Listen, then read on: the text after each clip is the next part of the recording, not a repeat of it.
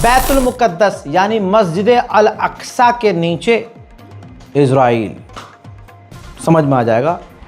इस फोटो को देखिए जिसके अंदर इज़राइल के प्रधानमंत्री और दूसरे नेता, यहाँ तक कि अमरीकी वहाँ मौजूद थे। अमरीकी सेक्रेटरी स्टेट रूबियो जो मौजूद हैं और अमरीकी एम्बेसडर के साथ। और आप देखिए कि इजरायली ऑफिशियल हैं जिसमें हथौड़ी लेकर ये बैतुल मुक़द्दस के नीचे जो सुरंग बनाई गई है उसके अंदर ये तोड़ रहे हैं, मतलब सुरंग की शुरुआत कर रहे हैं। ये बात मैं पहले बता चुका था, बहुत लोगों को यकीन नहीं आया था।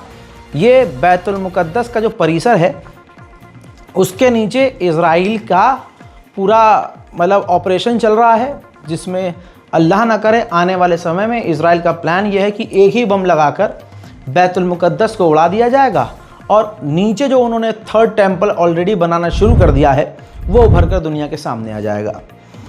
अब इनमें तस्वीरों में आप देख रहे हैं कि पूरी इन्होंने भाई सुरंग खोद रखी है और इल्ज़ाम दूसरे हमास संगठनों पर लगाते हैं कि भाई ये तो हर जगह पहुँचे हुए हैं। भाई बैतुल मुक़द्दस के नीचे इज़राइल उल्टा पहुँचा हुआ है। वहीं सऊदी अरब का समर्थन करने वाले लोगों के लिए एक बड़ी बुरी खबर है।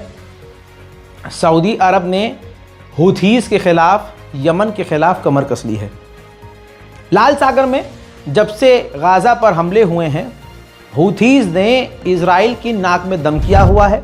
जो भी वहाँ से जहाज़ गुज़रता है इज़राइली कनेक्शन वाला, वो उसको किडनैप कर लेते हैं या उसको हमला करके तबाह करते हैं, नुकसान पहुँचाते हैं। अब ब्रिटेन ने ऐलान किया है, दूतावास ने, कि ब्रिटेन और सऊदी अरब मिलकर और इसके अलावा 35 और देश हैं जिसमें अरब के देश भी हैं, यूरोप के देश भी हैं, उन्होंने कसम खा ली है भाई कि अब हम दोनों मिलकर पैसा भी खर्च करेंगे और जो लाल सागर में यमन के हुथीज़ का आतंक है उससे लड़ेंगे। सऊदी अरब सीधा सीधा फ्रंट लाइन पर है यमन के ख़िलाफ़, क्योंकि यमन की गवर्नमेंट को सऊदी अरब सपोर्ट करता है, लेकिन जो हुथीज़ है जिन्होंने पूरे यमन की सरकार को हाथ में लिया हुआ है, उस हुथीज़ के ख़िलाफ़ है सऊदी अरब। ऐसे में कहा जा रहा है कि 35 देश सऊदी अरब को फंड भी करेंगे, पैसा भी देंगे और वो पैसा खर्च किया जाएगा ट्रेनिंग देने के लिए, ताकि गार्ड किया जा सके, कोस्ट गार्ड पर पैसा खर्च किया जाए। और जो लाल सागर के अंदर, ऐसा उन लोगों का कहना है, लाल सागर के अंदर जो आतंक यमन के हुथीज़ का है, जो दबदबा हुथीज़ का है, उनको ख़त्म किया जाएगा, ताकि लाल सागर से जो सीधा पूरी दुनिया के बिज़नेस पर इफ़ेक्ट पड़ रहा है, शिपिंग पर जो इफ़ेक्ट पड़ रहा है, उसको बचाया जाए, संभाला जाए। ये है आपका प्यारा सऊदी अरब। वहीं सऊदी अरब, प्यारे प्यारे सऊदी अरब ने अमेरिका के साथ मिलकर, यानी अमेरिका और सऊदी अरब ने सबसे बड़ी ड्रिल यानी एक्सरसाइज शुरू की है, जिसका मेन मकसद ये है कि ड्रोन को कैसे मार गिराना है, अलग अलग तरह के ड्रोन्स को कैसे मारना है, कैसे गिराना है। अब इसकी तैयारी दोनों साथ में कर रहे हैं, सऊदी अरब और अमेरिका। जिस खबर को इज़राइल दबाने की कोशिश करता है, हम पूरी ताकत से उसको आपको दिखाते हैं। जैसे इज़राइल के अंदर इज़राइल की आवाम पर प्रेशर है इज़राइल का कि आप सेना में शामिल हो, ज़बरदस्ती शामिल हो और लड़ो हुथीज़ से, और भाई सेना के लिए लड़ो, देश के लिए। भाई लोगों को पता है, जो इज़राइल की जनता जंग के ख़िलाफ़ है कि ज़बरदस्ती एक आदमी नेतन्याहू पूरे मुल्क को ख़तरे में डाला हुआ है, हम उसके कहने पे क्यों सेना में शामिल होकर अपनी जान खतरे में डालें। आप यकीन नहीं करेंगे, लेकिन कुछ सेकंड बाद अपनी आंखों से देखेंगे कि इज़राइल की जनता सड़कों पर उतरकर विरोध कर रही है कि हमें IDF में शामिल नहीं होना। देखिए,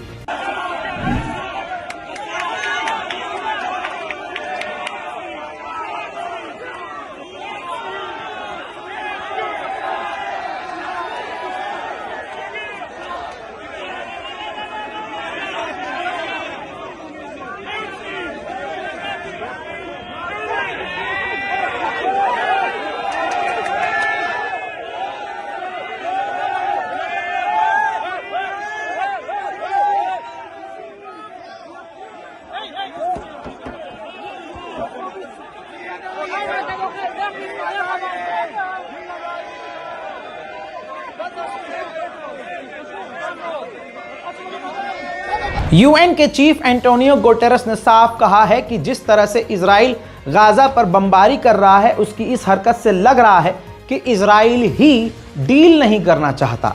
ये बात इजराइलियों को भी पता है कि नेतन्याहू डील नहीं कर रहा है, जिसकी वजह से उनके जो कैदी गाजा में हैं उनकी जान खतरे में है। सड़कों पर इजराइल के अंदर नेतन्याहू के खिलाफ बड़े प्रदर्शन जारी हैं।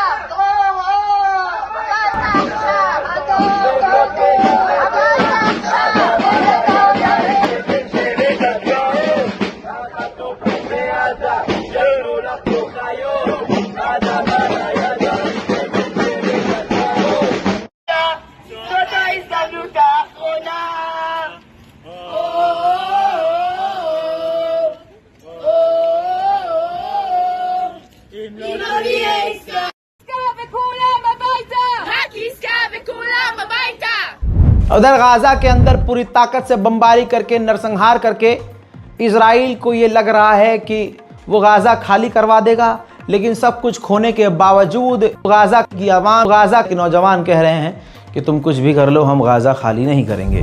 احنا من هان مش طالعين، احنا من التفاح صامدين زي ما صمدنا سنتين، راح نموت في الحارة وراح نعيش في الحارة، بنطلعش من غزة لو ايش ما تعمل يا نتنياهو، ايش ما تقصف وايش ما تدمر، احنا من حارتنا مش طالعين، زي ما صمدنا وكملنا راح نضلنا صامدين، حسبنا الله ونعم الوكيل، بلغوا نتنياهو احنا مش طالعين। वहीं जो बात मैंने कही थी उसका एक और सबूत रख रहा हूं।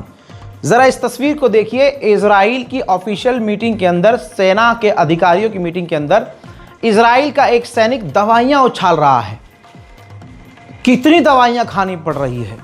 उसका यह कहना है कि सरकार कुछ करे, इस जंग को बंद करे, हम ज़बरदस्ती बीमार पड़ रहे हैं, हम ज़बरदस्ती घायल हो रहे हैं, हम ट्रॉमा में हैं, डिप्रेशन में हैं, हमारी दिमागी हालत ठीक नहीं है, अपने आप को नॉर्मल करने के लिए हमें इतनी दवाइयां खानी पड़ रही हैं। तुर्की के राष्ट्रपति रजब तैयब एर्दोगान ने बड़ी बात कही। कहा कि नेतन्याहू की नीति ठीक जर्मनी के जैसी है। जो हालत जर्मनी के की हुई है ना, वैसी ही हालत नेतन्याहू की भी होगी। वहीं जेरूशलम में खड़े होकर नेतन्याहू ने तुर्की को ललकारा और एर्दोगान को संबोधित करते हुए कहा कि मिस्टर एर्दोगान, ये तुम्हारा शहर नहीं है, ये हमारा शहर है और ये हमारा मिशन है। Well, we're here. This is our city, Mr. Erdogan. It's not your city, it's our city. It will always be our city. It will not be divided again. उधर एर्दोगान भी फुल फॉर्म में है बयानबाजी में। Erdogan ने कहा कि उनको ख्वाब देखने दो, कि उनको लगता है कि जेरूशलम उनका हो जाएगा। हम मुसलमान और हम कभी अलाउ नहीं करेंगे कि ईस्ट जेरूशलम उनका हो जाए। हम कभी भी अपने पवित्र स्थल को इजराइल के हाथ नहीं जाने देंगे। एर्दोगान ने आगे ऑटोमन एम्पायर की तरफ इशारा करके कहा कि हमने 400 सालों से बैतुल मुकद्दस की रक्षा की है, हमने इस्लाम का परचम बुलंद रखा है, तो आगे भी हम कोई ऐसी हरकत होने नहीं देंगे। वाह भाई, खुदा की कसम मेरा दिल करता है कि ऐसे पकड़ लूँ एर्दोगान को, सिर्फ बोल ले बुड्ढे, करना कुछ नहीं है। खबर है भाई, लेकिन दूंगा। चलिए आगे बढ़ते हैं। बरतानिया की कुछ ऑर्गेनाइजेशन गाजा से कुछ फिलिस्तीनी घायल बच्चों को ब्रिटेन लेके गई है इलाज के लिए, लेकिन इससे होना कुछ नहीं है। ज़रूरत समंदर की है, बात तुम कतरे की कर रहे हो तो होगा क्या। एक बार फिर से वही मंजर दिखाना चाहूँगा। तस्वीर आपके सामने, गाजा सिटी पर इजराइल की नज़र है सबसे पहली, और लगभग गाजा सिटी आधा खाली हो चुका है। अब ये बेचारे गाज़ा सिटी से निकल के दूसरे गज़ा के इलाकों में जाने पर मजबूर हैं। ये तमाम मंज़र दिल को फाड़ने वाला है। हम किसी मोहल्ले में कुछ महीने रहें और उस मोहल्ले से निकले तो जिगर फटता है।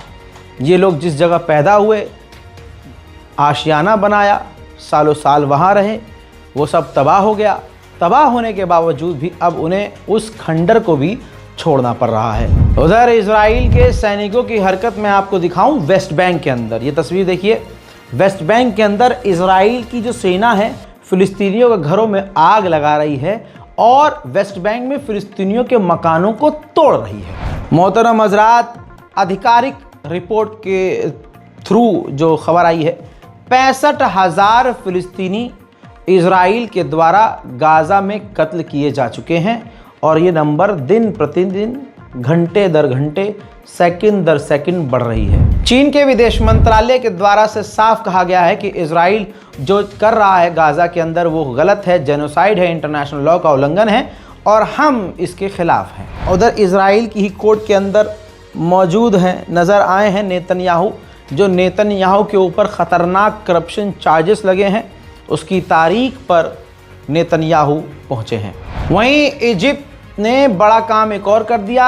इजिप्ट ने अपने सनाई शहर में Chinese HQ-9 air defence system तैनात कर दिया है।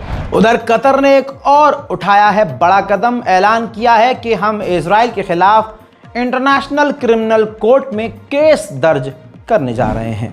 UN के अंदर रशिया, चाइना और ईरान एक रेजोल्यूशन लेके आ रहे हैं जिसमें यह कानून बनाने की मांग की गई है कि कोई भी देश किसी भी देश के न्यूक्लियर प्लांट पर हमला ना करे। हालांकि ये रेजोल्यूशन पास होना बहुत मुश्किल है। हज़ारों सैकड़ों ख़तरनाक पाबंदियों के बावजूद ईरान चाइना को तेल सप्लाई कर रहा है और चाइना भी धड़ल्ले से ईरान से तेल ले रहा है। वहीं अमेरिकी सेनेटर और सरकार यूरोप के देशों पर प्रेशर बना रही है कि ईरान पर और पाबंदियां लगा दी जाएं। व्हाइट हाउस का एक पूर्व ऑफिशियल बयान देता है कि जो अमेरिका का विदेश मंत्री है वो इजराइल पहुंचा था और दोनों के बीच, अमेरिका और इजराइल के बीच प्लानिंग चल रही है कि ईरान की रिजीम चेंज की जाए।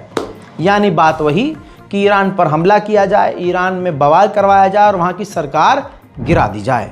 वहीं ईरान के सुप्रीम नेशनल काउंसिल के जो हेड हैं, सिक्योरिटी काउंसिल के, तस्वीर देखिए, वो सऊदी अरब पहुँचे और मोहम्मद बिन सलमान से मुलाकात की है और कई बात भी हुई है, कई तरह की इसमें बातें हैं और उम्मीद की जा रही है कि ईरान और सऊदी अरब के रिश्ते कतर के ऊपर हुए हमले के बाद ठीक होंगे। बौखलाहट में अमेरिका ने ईरान पर पाबंदियां और बढ़ा दी हैं और इस पाबंदी की रेंज में हांगकांग, चाइना और UAE की कुछ कंपनियां भी लपेटे में आ गई हैं। उधर ईरान ने एक इजरायली जासूस को पकड़कर, जो ईरानी ही था, उसको सीधा फांसी दे दी है, जिसके बाद जो है मामला गर्मा गया है और आगे अब ईरान के खिलाफ और हरकतें तेज़ होंगी। उधर ईरान के अंदर आतंकी हमले जारी हैं। IRGC के 2 जवान आतंकी हमलों में मारे गए हैं।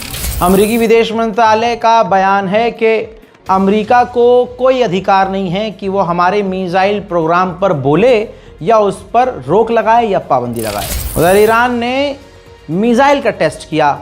वो मिसाइल ईरान के ही, तस्वीर देखिए, ईरान के ही सिस्तान बलोचिस्तान के इलाके में जाकर गिरी है, जो वीडियो वायरल हो गई है। ईरान भी अब लगभग डील करना चाह रहा है, तनाव कम करना चाह रहा है। मुझे ये खबर पसंद नहीं है, लेकिन खबर है। खबर ये है कि ईरान जो है अपना एनरिच यूरेनियम उसने कहाँ रखा है वो बताने को तैयार है डील के बदले। अब जब ईरान डील के लिए राज़ी है तो उसको झुकाने के लिए और प्रेशर बनाया जा रहा है। ब्रिटेन ने कहा है कि ईरान को सिर्फ इतना ही नहीं करना, ईरान को अभी बहुत सारे स्टेप लेने हैं अपने ऊपर से पाबंदियां हटवाने के लिए। आपको पता है यूरेनियम ईरान का बाकी है। इजरायली रिपोर्ट दिखा चुका हूं जिसमें इजराइल ने माना है कि अमेरिका ने जो हमला किया अपने सबसे ख़तरनाक बम से, वो बम भी फेल हुआ है और इजराइल ने जो हमले किए हैं ईरान पर वो फेल हुए। लेकिन नेतन्याहू का आज फिर बयान आया, कहता है कि हमने जो ईरान पर हमला किया उससे हमें काफ़ी कामयाबी मिली है, वो हमारा हमला कामयाब था। मोहतरम हज़रात, मिडिल ईस्ट रिपोर्ट में आज और अभी के लिए इतना ही। इस बार कोड का इस्तेमाल करके गाज़ा और फ़िलिस्तीन की मदद के लिए आगे आ सकते हैं, अदरवाइज़ स्कैनर काम ना करे। रोज़ बताता हूँ, हमेशा बताता हूँ, तो आप अकाउंट नंबर का इस्तेमाल कीजिएगा बैंक ट्रांसफ़र में। और अगर आप फ़िलिस्तीन डिटेल में लिखना भूल जाएँ तो आप हमें वो रिसीविंग का स्क्रीनशॉट, जो ट्रांसफ़र आपने किया है उसका स्क्रीनशॉट लेकर आप हमें razagrafi@gmail.com पर भी मेल कर सकते हैं। जय हिंद।